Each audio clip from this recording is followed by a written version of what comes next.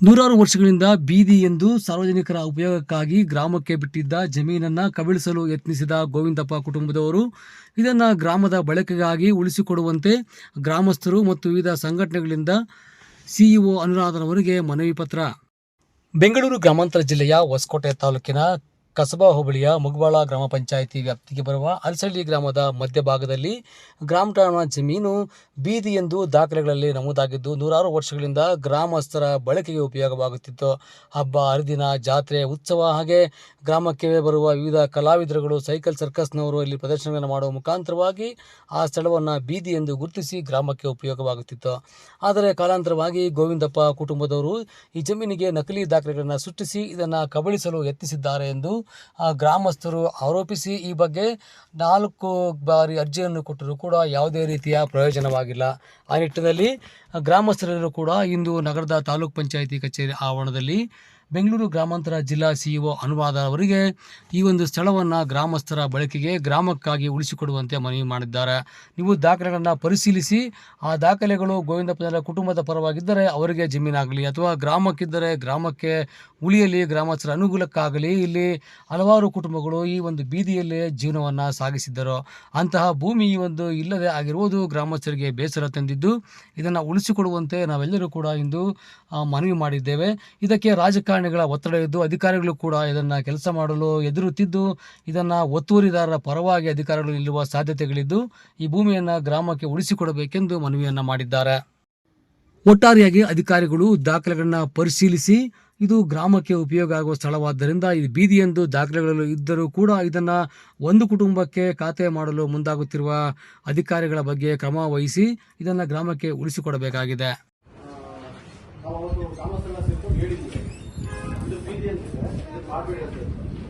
ಅವ್ರು ಕೇಳಿದ್ರೆ ನಾನು ಪುಷ್ಪ ಆಗ್ಬಿಟ್ಟಿದ್ದೀನಿ, ಯುವ ಸಾಹೇಬ್ರು ಕಳಿಸಿ, ಯುವ ಸಾಹೇಬ್ರಿಗೂ ಒಂದು ಕೊಟ್ಟಿದ್ದೀವಿ.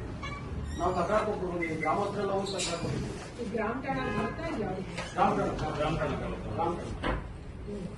ತಕರಾರು ಕೊಟ್ಟಿದ್ದೀವಿ. ಅವತ್ತು ಹೇಳಿದ್ವಿ ನಾವು ಈ ತರ ಇದೆ ಸರ್ ಬೀದಿ ಅಂತ ಹೇಳಿದ್ರು. ಅದ್ರ ಪೂರ್ವಕವಾದ ದಾಖಲೆ ಕೊಟ್ಟಿದ್ದೀವಿ. ಅವ್ರು ಹೇಳ್ತಾ ಇರೋ ಜಾಗನೇ ಬೇರೆ, ನೀವು ಈ ಖಾತೆ ಮಾಡ್ಕೊತಾರೆ ಜಾಗನೇ ಬೇರೆ ಅಂತೆಲ್ಲ ಎಕ್ಸ್ಪ್ಲೇನ್ ಮಾಡಿದ್ದೀವಿ. ಅದಕ್ಕೆ ದಾಖಲೆಗಳು ಕೊಟ್ಟಿದ್ದೀವಿ, ಎಲ್ಲ ಕೊಟ್ಟಿದ್ದೀವಿ. ಅವರು ನಮಗೆ ಪ್ರೆಷರ್ ಇದೆ, ನಮಗೆ ರಾಜಕಾರಣಿ ಪ್ರೆಷರ್ ಇದೆ, ನಾವು ಮಾಡ್ತೀವಿ ಅಂತ.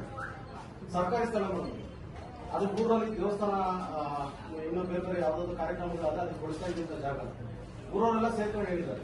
ಹಾಜರು ಮಾಡಿದಾಗೂ ಹೇಳಿದ್ದಾರೆ, ಆದ್ರೂ ಖುಷಿ ಮಾಡಿದ್ದಾರೆ, ಮಾಡ್ತೀವಿ. ನಮಗೊಂದು ನೋಟಿಸ್ ಕೊಟ್ಟಿಲ್ಲ, ನಾವು ತಕರಾರು ಕೊಟ್ಟಿರೋದಕ್ಕೆ ಮತ್ತೆ ಕೇಸ್ ಆದ್ರೂ ನೋಟಿಸ್ ಆದ್ರೂ ಕೊಟ್ಟಿದ್ರೆ ನಾವು ಬಂದು ಹೇಳ್ತಾ ಇದ್ವಿ. ಏನು ಮಾಡಿದ್ರೆ ಹಂಗೆ ಖುಷಿ ಮಾಡಿ ಈಗ ಖಾತೆ ಮಾಡಕ್ಕೆ ಇನ್ನೊಂದು ಹೊಸಕೋಟೆ ತಾಲೂಕು ಸಂಬಂಧಪಟ್ಟಂಗೆ ಹಲವಾರು ಕಡೆ ನಮ್ಮ ಗಮನಕ್ಕೆ ಬಂದಿದೆ. ಗ್ರಾಮ ಠಾಣೆಗೆ ಸಂಬಂಧಪಟ್ಟಂಗೆ 10 ಗುಂಟೆ 5 ಗುಂಟೆ ಈ ತರ ಒತ್ತುವರಿಗಳು ತುಂಬಾ ಆಗಿದ್ದಾವೆ. ಇದು ಮುಂಚೆನೂ ನಾವು ದಾಖಲೆಗಳು ಕೊಟ್ಟಿದ್ವಿ.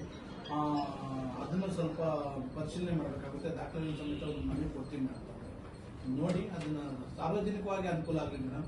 ಯಾರೋ ಐಷಾರಾಮಿ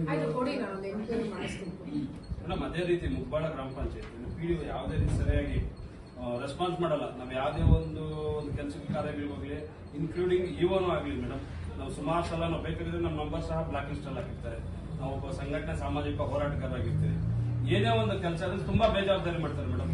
ನಾವ್ ಏನೇ ಒಂದು ಬಂದ್ರು ನಮ್ಗೇನ್ ಕಷ್ಟಗಳು ಬಂದ್ರೆ ನಾವು ಜನರ ಪರ ನಿಂತ್ಕೊಂಡು ಹೋರಾಟ ಮಾಡಿ ಬಂದು ಕೇಳಿದ್ರೆ ಇಲ್ಲೂ ಅಷ್ಟೇ ಪಂಚಾಯತ್ಗಳು ಕೆಲವೊಂದು ಪಿಡಿಒಗಳು ತಮಗೆ ದಾಖಲೆ ಸಮೇತ ನಾವು ಕೊಡ್ತೀವಿ ಮೇಡಮ್. ಯಾಕಂದ್ರೆ ಇವತ್ತು ಅಧಿಕಾರಿಗಳಿಂದ ತಮ್ಮ ಮುಂದೆ ನಾಳೆ ದಿನ ಅವ್ರು ಕರೆಕ್ಟ್ ಆಗಿ ರೆಸ್ಪಾನ್ಸ್ ಮಾಡ್ಬೇಕು. ನಮಗೆ ಸುಮ್ಮನೆ ಬೇಕಾಬಿಟ್ಟಿಯಾಗಿ ಯಾರೋ ಮಾಡ್ತಾರೆ ಬಿಡು, ಏನೋ ಮಾಡ್ತಾರೆ ಬಿಡು ಅನ್ನೋ ಲೆವೆಲ್ ಆಗಿ ಅವರು ಟ್ರೀಟ್ ಮಾಡೋದು.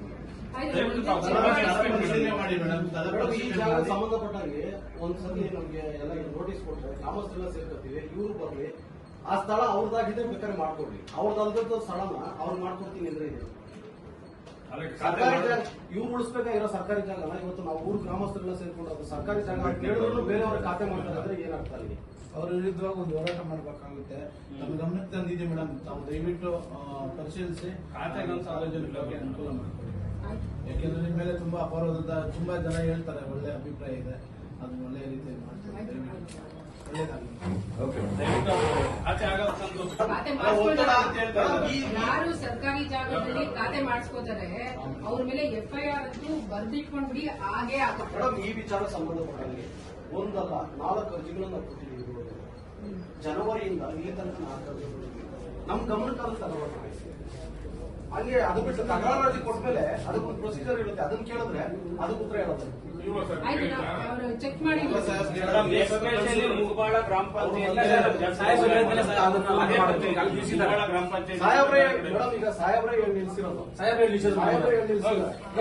ಸೆಕ್ರೆಟರಿ ಕಡೆಯಿಂದ ಪಿಡಿಒ ಬಂತು, ಪಿಡಿಒ ಕಡೆಯಿಂದ ಬರಕ್ ಮುಂಚೆನೆ ನಮ್ಮ ಸಾಹೇಬ ಪಾಪ ಕೂತ್ಕೊಂಡು ಆದ್ರೆ ಸಾಹೇಬ್ರಿಗೂ ಒತ್ತಡ ಇದೆ.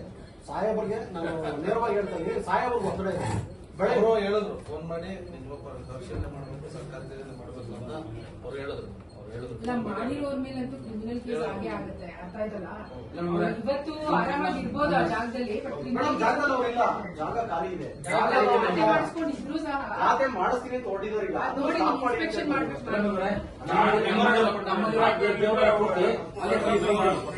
ಮೇಡಮ್